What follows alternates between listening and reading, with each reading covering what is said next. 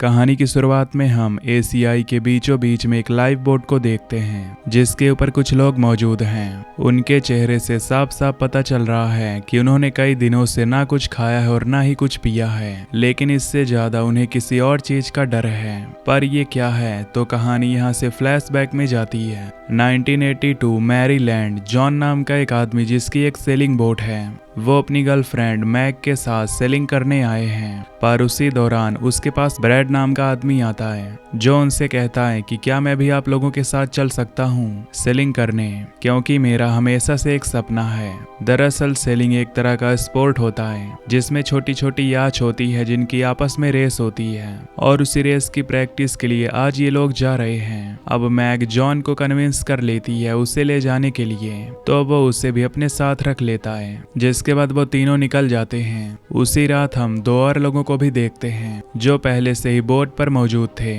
जिनके नाम थे मार्क और डेबरा।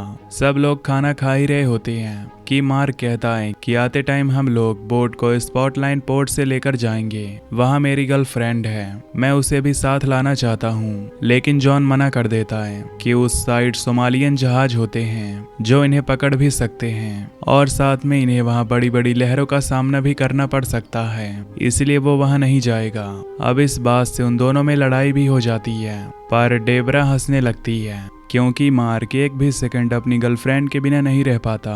उसके जाने के बाद जॉन ब्रैड से कहता है कि हमें मार्क को संभालना होगा, वो बहुत ही गुस्सैल आदमी है, उसकी वजह से मैं अपनी ये पूरी ट्रिप खराब नहीं कर सकता।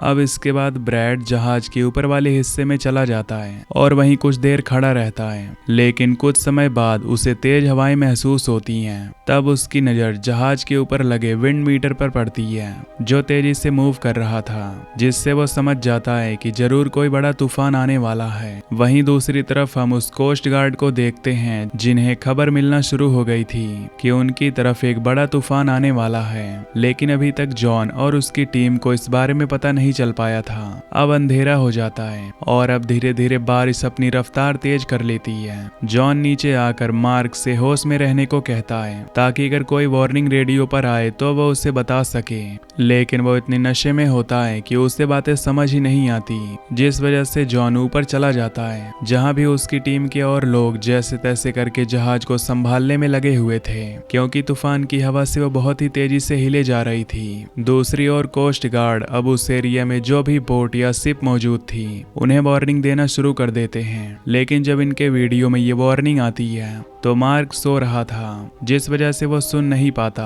ऊपर से सब लोग चिल्ला रहे थे, उन्हें समझ नहीं आ रहा था कि अब वो क्या करें। उन्हें इस बात का सबसे ज्यादा डर लगा था कि कहीं ये बोट पलट न जाए। इसी दौरान एक चीज का झटका आता है, जैसे कोई बड़ी सी चीज बोट से टकराती है। इस झटके की वजह से बोट के नीचे सारी चीज टूटने लगती है, जिसके शोर से मार्क उठ जाता है और वो वार्निंग को सुन लेता है। फिर वो फौरन ऊपर जाकर इस बारे में जॉन को बताता है, जो नीचे आकर सबसे पहले रेडियो पर खुद के लोगों के लिए मदद मांगता है। उसके पीछे पीछे मैग भी नीचे आती है, लेकिन तभी उसके पैर में ओवन के गेट से कट लग जाता है और वो बुरी तरह से जख्मी हो जाती है। ये देखकर जॉन फौरन रेडियो मार्क को देता है और उसकी पट्टी करता है। इसी बीच कोस्ट गार्ड का हेड आता है जो जॉन को जानता था। उसकी आवाज सुन के वो फौरन रेडियो को ले लेता है और उसे अपनी लोकेशन और सिचुएशन बताने को कहता है। वो जॉन को बताता है कि अभी तुम्हें कम से कम 3 घंटे वेट करना होगा और उसके बाद वहां से थोड़ी कॉमर्शियल शिप गुजरेंगे, जिसके बाद ही कुछ हो सकता है। पर जॉन कहता है कि इतनी देर वो सरवाइव नहीं कर सकते,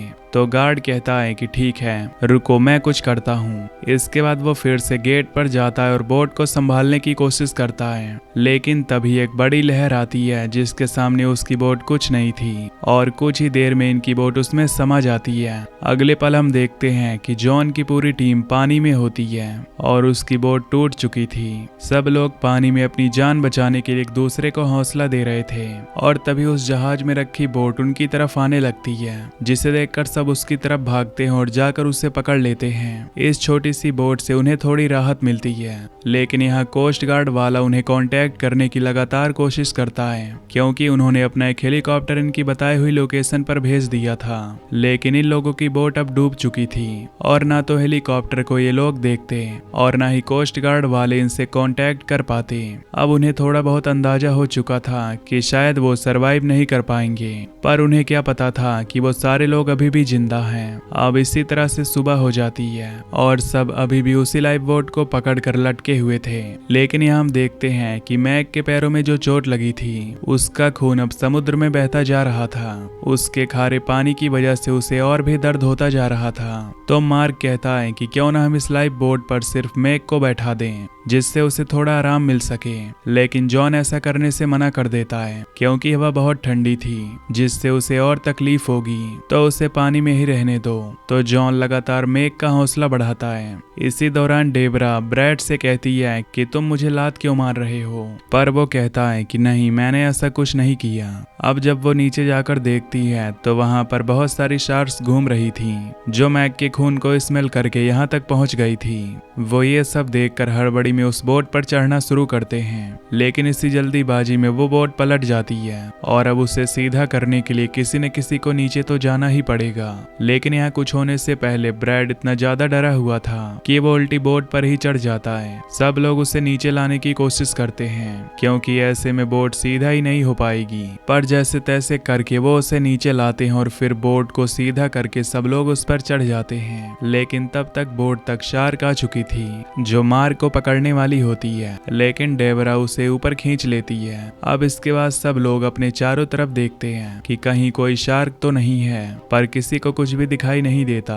और तभी अचानक से कोई बड़ी सी चीज बोट से टकरा जाती है और सभी फिर से डर जाते हैं। कुछ देर बाद सब कुछ शांत हो जाता है, चारों तरफ सन्नाटा छा चुका था। लेकिन तभी इनकी बोट फिर से किसी चीज से टकराती है और वो चीज थी शार्क। जॉन सीधा पानी में जाकर गिरता है और इसे देखकर मैक चिल्लाने लगती है, तो ये लोग फौरन उसे ऊपर खींचते हैं। लेकिन अब यहाँ जॉन सबको बताता है कि शार्क उनके शोर से ज्यादा अट्रैक्ट होती हैं, इसलिए हम सभी को चुप हो जाना चाहिए। कुछ देर बाद वहाँ का पानी साफ हो जाता है और शार्क वहाँ से जा चुकी थी। लेकिन आखिर ये यहाँ कब तक रहेंगे? इन्हें 30 घंटे से ऊपर हो चुका है और तब से लेकर इन्होंने ना तो कुछ खाया है और ना ही कुछ पिया है। समुद्र का पानी भी ये नहीं पी सकते।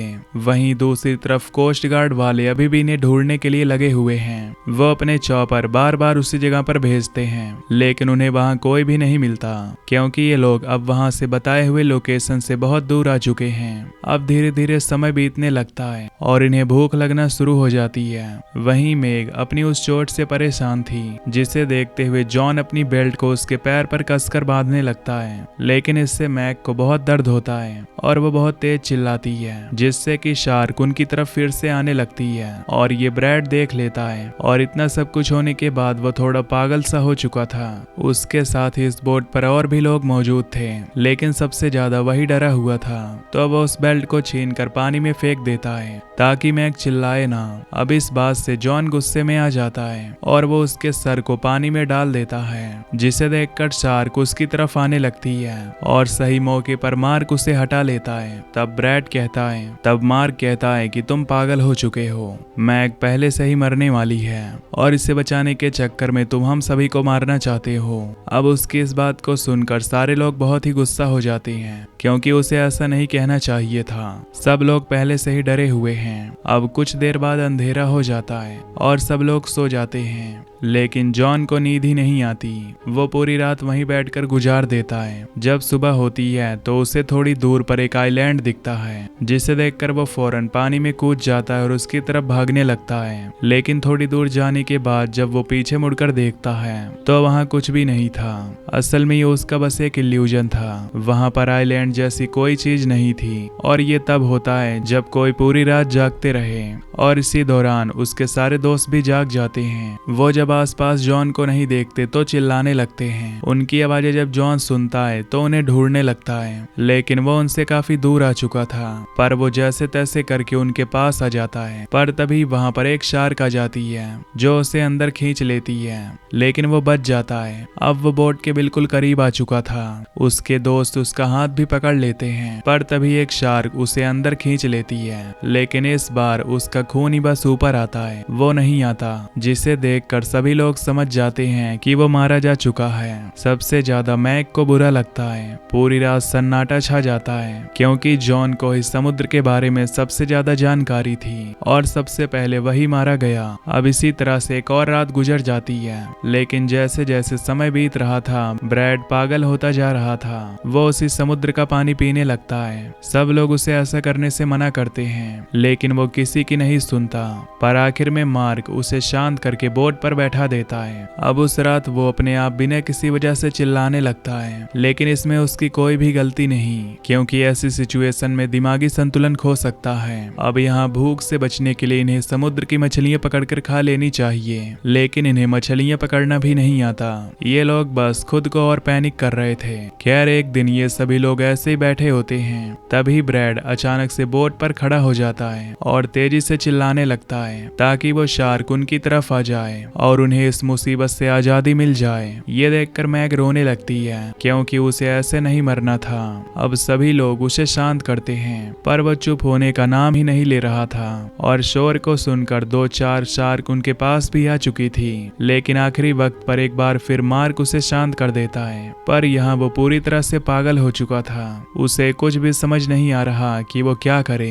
इधर मैग अपनी चोट से परेशान थी, क्योंकि उसका घाव बढ़ता जा रहा था। उधर ब्रैड अब जाकर शांत होता है। वो रात में किनारे पर अपना सर रख कर लेटा हुआ था कि तभी अचानक से शार्क आकर उसे पानी में ले जाती है। वो चिल्लाने लगता है। सब लोग उसे पकड़ने की कोशिश करते हैं, लेकिन उसके साथ भी वही होता है जो जॉन के साथ हुआ था, और इसी वजह से ये बोट पर कूद रहा था। यहाँ पर अब सिर्फ 3 लोग बचे थे। इन सब चीजों से मैग सबसे ज्यादा डरी हुई थी। उसने कभी नहीं सोचा था कि वो एक दिन ऐसी जगह फंस जाएगी। उस रात वो डेबरा से कहती है कि मैंने और जॉन ने सोचा था कि हम कुछ दिनों में शादी कर लेंगे और फिर उसके बच्चे होंगे। एक दिन हमारी एक अच्छी सी फैमिली होगी, लेकिन एक ही झटके में सब कुछ खत्म हो गया। मार्क उसे सहारा देता है। वो कहता है कि सब कुछ ठीक हो जाएगा। अब ऐसे ही करते करते वो रात भी गुजर जाती है, लेकिन अगली सुबह हम देखते हैं कि मैग भी अब मारी जा चुकी है। यहाँ डेबरा और मार्क दोनों बहुत ही उदास हो जाते हैं। वो दोनों डिसाइड करते हैं कि वो उसे समुद्र में फेंक देंगे और वो उसे पानी में छोड़ देता है, जिसके कुछ देर बाद एक शार्क आकर उसे पानी के अंदर ले जाती है और खा जाती है। अब यहाँ पर सिर्फ 2 लोग बचे हैं। वहीं कोस्ट गार्ड वालों को मैसेज मिलता है कि उन्होंने जॉन की बताई हुई लोकेशन को अच्छे से चेक किया है, पर वहाँ उन्हें कुछ नहीं मिला। ना ही उनकी बोट मिली और ना ही उनकी लाश है। इसीलिए वो कहता है कि उनके परिवार वालों को खबर कर दो, जिसके बाद वहाँ का हेड उन 5 के घर पर कॉल करके उन्हें उनके बारे में बता देता है। लेकिन उन्हें इस बात का जरा भी अंदाजा नहीं था कि अभी भी 2 लोग जिंदा हैं। वहीं डेबरा मार्क से कहती है कि हमें बोट को पलटना पड़ेगा, क्योंकि इसमें खून जमा हो चुका है, जिसकी स्मेल से शार्क दोबारा आ सकती है। लेकिन मार्क के पास इतनी हिम्मत नहीं थी कि वो उठ सके,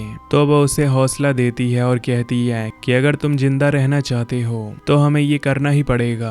वो मान जाता है। अब वो दोनों पानी में कूदते हैं, जिसके बाद वो बोट को पलट देते हैं। लेकिन अब इन्हें जल्दी से बोट को सीधा करना होगा, वरना शार्क स्मेल से यहाँ पहुंच जाएंगी। डेबरा बोट पर पहुंच जाती है, लेकिन मार्क अभी भी पानी में ही रहता है। वो धीरे धीरे नीचे जाने लगता है, लेकिन तभी उसके सामने शार्क आती हुई दिखती है, तो वो फौरन ऊपर जाता है और डेबरा उसे बोट पर खींच लेती है। अब यहाँ हमें पता चलता है कि इन्हें समुद्र में रहते हुए पूरे 131 घंटे से ऊपर हो चुके हैं, और इतने घंटे में इन्होंने ना तो कुछ खाया था और ना ही पिया था, और इसी भूख प्यास में एक और रात गुजर जाती है। लेकिन अगली सुबह मार्क को एक शोर सुनाई देता है। जब वो देखता है तो सामने एक कार्गो शिप आ रहा था। वो तुरंत डेबरा को उठाकर बोट को छोड़कर उस शिप की ओर तैरने लगता है। कैप्टन उन्हें देख लेता है और शिप को रोक देता है, जिसके बाद शिप वाले लोग नीचे लाइफ जैकेट फेंकते हैं, जिन्हें मार्क तो पकड़ लेता है, पर डेबरा पकड़ नहीं पाती। उसके पैर में चोट लगी थी, जिस वजह से वो स्विम नहीं कर पाती, तो वो उसे वापस लेने जाता है। लेकिन इसी दौरान वहाँ पर शार्क आ जाती है, पर मौके पर कैप्टन हॉर्न बजाता है और उसकी आवाज सुनकर शार्क वहाँ से वापस भाग जाती है और ये लोग उस जैकेट को पकड़ लेते हैं। उसी दौरान हम इन दोनों की रियल इमेज भी देखते हैं। अब हमें यहाँ बताया जाता है कि ये पूरी कहानी एक सच्ची घटना पर आधारित है, जिसके बाद डेबरा ने अपनी सर्वाइवल जर्नी पर 3 बुक पब्लिश की और इसी के साथ ये मूवी यहीं पर एंड हो जाती है।